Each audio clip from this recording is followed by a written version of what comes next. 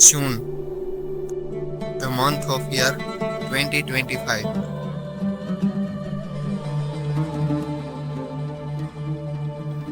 વર્ષના એ દિવસો છે જેમાં ગરમીનું તાપમાન સૌથી વધુ હોય, પણ અચાનક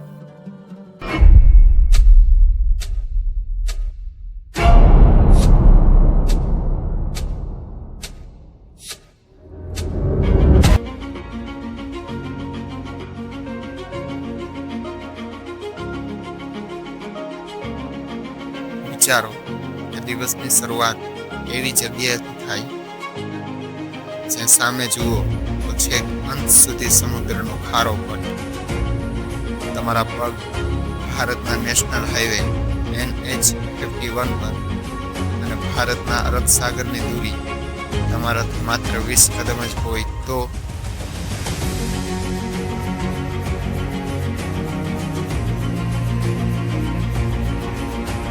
ભગવાન શ્રી કૃષ્ણ અને રૂકમણીના વિવાહનું પ્રતીક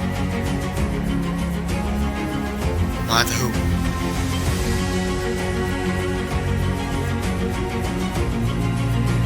,208 કિલોમીટરનું અંતર અને માધવપુરના આ બ્યુટીફુલ નજારા સાથે we are started our journey, the journey of Dwarka.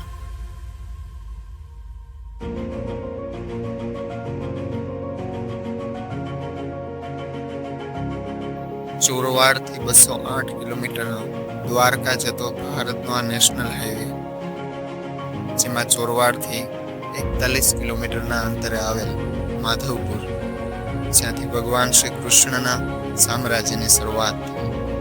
Madhavpur, જે ભગવાન શ્રી કૃષ્ણના નામ માધવરાય પરથી રખાયું. અત્યારે એ હાઈવે પર ઊભો છું કે જે અરબ સાગરથી એકદમ ટચ થઈ શ્રી કૃષ્ણની નગરી દ્વારકા સુધી પહોંચાડે.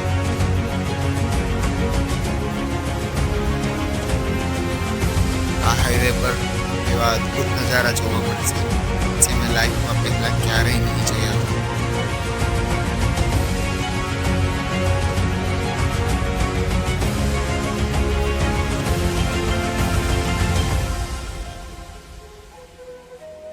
એક રોમાંચક સફર બાદ અમારા પગ રાહ જોતા હતા એ 56 સીડી ચડવાની, અને આંખોમાં ફરકતી હતી એ 52 ગજની ધજા, જ્યારે અમારા કાને પડ્યું એક નામ, જય દ્વારિકાધીશ.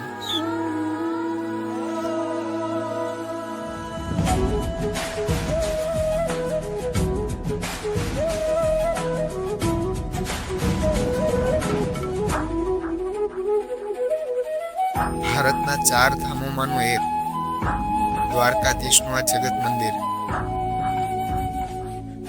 જ્યાં દરરોજ હજારો લોકો પોતાની આસ્થા અને વિશ્વાસ સાથે આવે,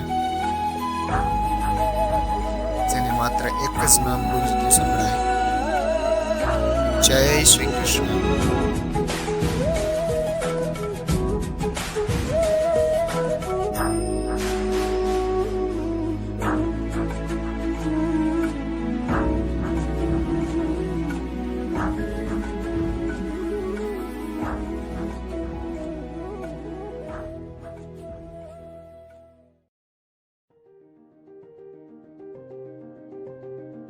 અરબમાં સમાયેલ દ્વારકાના પ્રતીક રૂપ ઓખા નજીક ટાપુ પર હાલનું બેટ દ્વારકા નિર્માણ કરેલ છે, જે હિન્દુઓ માટે એક મહત્વપૂર્ણ તીર્થ સ્થળ બની ગયું. બેટ દ્વારકાની દૂરી દ્વારકાથી 33 કિલોમીટરના અંતર જેટલી છે. ટાપુ પર જવા માટે ગુજરાત સરકાર દ્વારા વિશાળ બ્રિજ તૈયાર કરવામાં આવ્યું છે, જે બેહદ આકર્ષક અને ખૂબ જ સુંદર છે. આ બ્રિજનું નામ ભગવાન શ્રી કૃષ્ણના ચક્ર પર રખાયું, સુદર્શન સેતુ.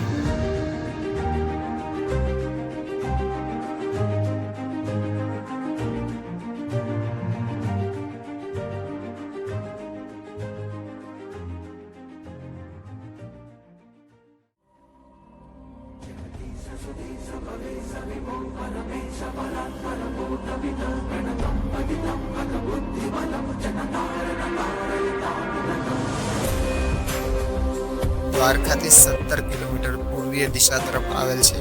ભારતના 12 જ્યોતિર્લિંગમાંનું એક નાગેશ્વર જ્યોતિર્લિંગ.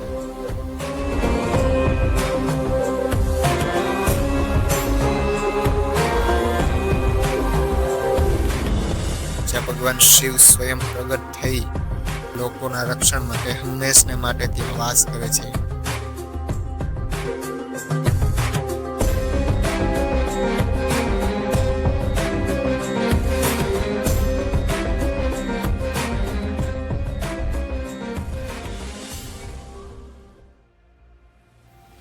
કહેવાય છે કે સનસેટ જોવો ખૂબ જ સુંદર નજારો છે.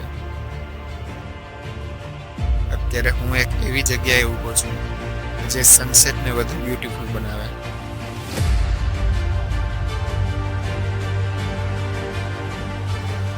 હું અત્યારે જ્યાં છું તે છે beach side of Dwarka, Shivrajpur beach.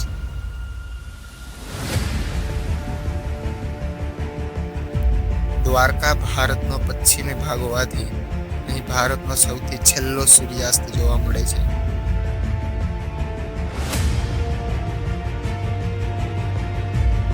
શાંત વાતાવરણ અને ધીમા મોજાએ પાણીની ટાઢી ઝલક દેતો ભારતનો અરબ સાગર.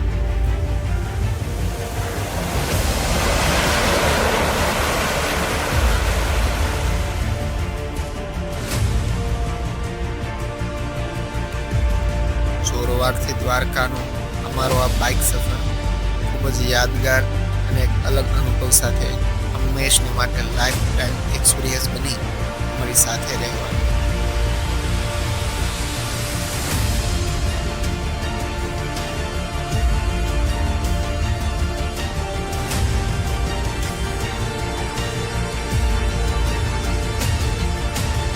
દેવભૂમિ દ્વારકાના દર્શન કરવા ખબર નહીં કેટલા લોકો કાયમી આ જગ્યાએ એક જ અવાજ સાંભળતા હશે.